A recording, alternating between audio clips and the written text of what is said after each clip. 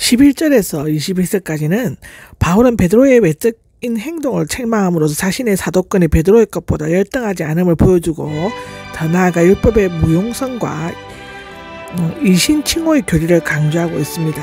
11절을 보면 게바가 안디옥에서 봤을 때가 나오는데 베드로가 언제 방문했는지는 알 수 없습니다. 아마도 바울 일행이 안디옥으로 돌아간 지 얼마 되지 않았을 때였을 것 같은데, 바울은 예루살렘에서의 베드로와 친교에 악수를 했고 안디옥에서는 사도들을 대표하는 자였지만 얼굴을 마주대하여 나무랐다입니다. 이 나무랐다는 문자적으로 거부하다인데 잘못은 유죄 판결이나 형벌을 내리는 것을 의미하고 비난이나 격책보다는 정죄를 나타내고 있죠. 안디옥에 도착한 베드로는 이방인들과 함께 음식을 먹곤 했다라고 나와 있습니다. 사실상 유대인이 제인시하는 이방인과 식사를 하는 것은 율법에 의해 금지되어 있었다고 하고요. 베드로는 비장의 시몬의 집에서 받은 계시 때문에 자유롭게 이방인들과 식사하였고, 이것은 그리스도 안에서 하나가 된 아름다운 표상이었습니다. 안디옥과 같이 유대인과 이방인이 섞여 있는 교회에서는 두 그룹이 함께 식사하는 것은 교회의 일체성을 나타내는 데 있어서 매우 중요하게 여겨지고 있습니다. 그런데 야고보에게서 몇 사람이 오자 베드로의 태도가 급히 달라졌죠. 아마도 그들은 예루살렘에서 결정된 사도의 판결문을 가져왔거나 또는 야고보의 친구들이었거나 예루살렘 교회에서 온 방문객이었을 수도 있는데, 그런데 베드로는 할례받은 사람들을 보고 그들을 두려워하여 슬그머니 자리에서 물러나서 이방인들과 거리를 두기로 시작했다고 합니다. 그 자리에서 떠나 물러나인데 베드로가 우물쭈물 눈치를 보고 주저하면서 물러간 비겁한 태도를 표현하고 있습니다. 이것은 베드로가 예수님을 멀찍이 쫓아가다가 3번씩이나 부인한 가게의 현장을 기억나게 하죠. 그가 할례자를 두려워하는 것을 이방인과 공동적 식사를 한 것이 알려지게 되면 할례자에게 복음을 전하도록 위임받은 사명에 큰 지장이 생기고 또 유대인들에게도 큰 반발을 초래하게 될 것을 염려했기 때문이라고 합니다. 복음의 진리를 따라 올바르게 길을 걷지 않는 것이 14절에 나오는데, 유대교의 주의자들은 율법의 행위를 따라 의롭다함을 얻었다고 주장했지만 바울은 오직 믿음으로만 올바른 길을 걸을 수 있다는 복음의 진리를 강조하였습니다. 올바른 길을 걷다는 결과적으로 베드로와 다른 사람들이 위선적인 행실에 빠짐으로써 하나님께서 예수 그리스도의 죽음과 부활에 근거하여 믿는 유대인들과 이방인들을 동등하게 받으신다는 진리를 부인해버리는 것이 된다는 것입니다. 할례받은 유대인에게 무엇인가 중요한 것이 있는 줄 생각하고 이방인과 식사를 같이 하지 않으면 이방인은 교회의 친교에 배제되는 것인데, 만약 이방인이 교회의 친교에 참여하려면 유대인처럼 생활해야만 하며, 그렇게 되면 이방인 신자에게 복음적인 신앙을 유의할 것을 강조하게 되고 복음은 그 본래의 모습을 상실하게 되는 것입니다. 요즘 현대 교회에도 이런 일이 너무 많습니다. 내가 먼저 와서 나랑 같이 밥을 먹을 수 있고 없고를 자기 스스로 판단하고 우리 인간 스스로가 자기 스스로의 기준을 두는 것입니다. 우리는 날 때부터가 나오는데요. 바울이 여기에서 날 때부터 유대인이라는 표현을 사용한 것은 자신이 유대인으로 태어난 것을 자랑하는 것이 아닙니다. 자신도 유대인 특권을 가지고 있지만 사실상 아무런 의미가 없다는 것을 강조하기 위함이죠. 이방 유대인들은 언제나 선민인 자신들과 구별하여 죄인들로 생각하였죠. 여기에서 바울은 이방인을 죄인으로 단정 짓는 것이 아니라 단지 유대인들이 사용하는 일반적인 명칭을 사용했을 뿐입니다. 그는 계속 이어지는 논술을 통해서 유대인도 똑같은 죄인임을 역설하고 있는 것이죠. 사람이 의롭게 되는 것은 아닌데 여롭게 되는 것은 법적적 용서로서 정죄하다와 정반대로 의롭다고 선포하는 것을 말한다는데요. 은혜는 하나님의 속성에 속하기 때문에 그 근원은 인간이 아니라 하나님께 있는 것이죠. 계속 이 말이 반복되고 있습니다. 성경을 공부하면.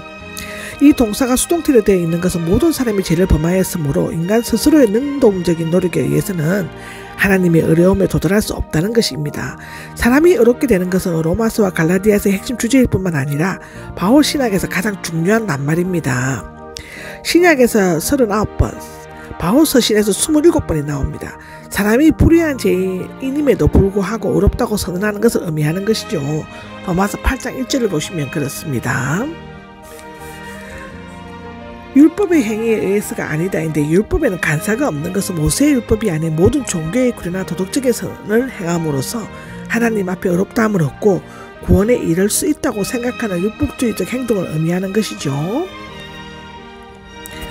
율법의 행위로는 그 어떤 육체도 어렵다함을 받을 수가 없기 때문이다라고 기록되어 있는데 이것은 시편 143편을 인용한 것입니다.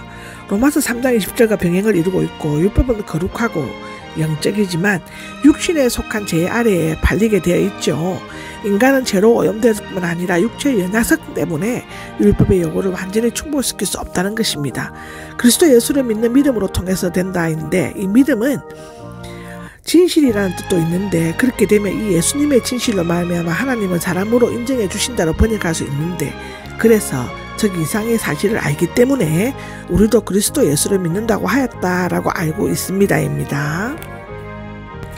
그런데 만일 죄를 짓게 하신다는 말입니까? 라는 질문을 합니다.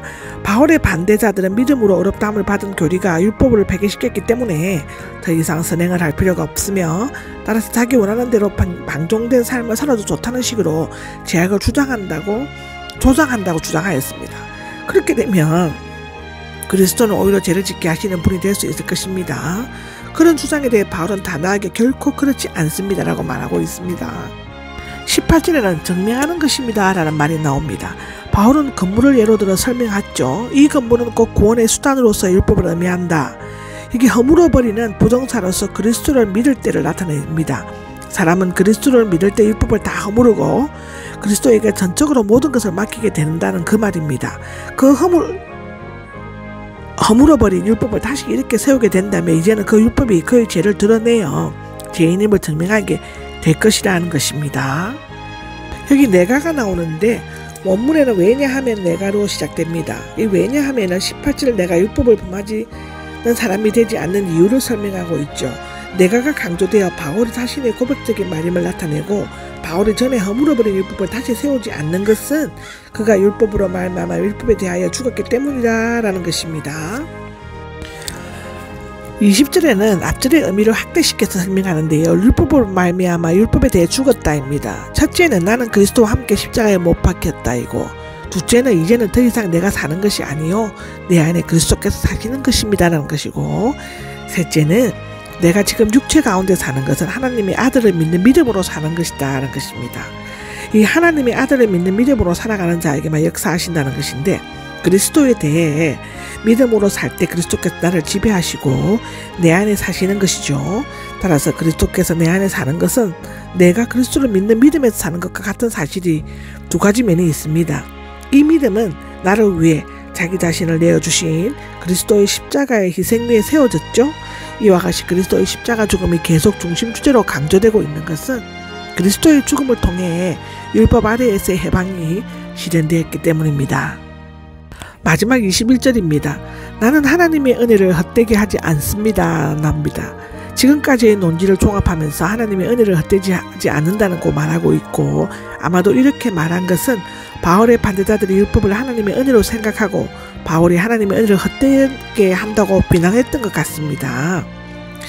어쩌면 그 무렵 베드로와 몇 사람도 그와 비슷한 생각을 했을 수도 있습니다. 이게 헛된 것은 우리의 죄를 구원하시는 하나님의 은혜는 그리스도의 죽음을 통해 분명히 나타나고 있죠.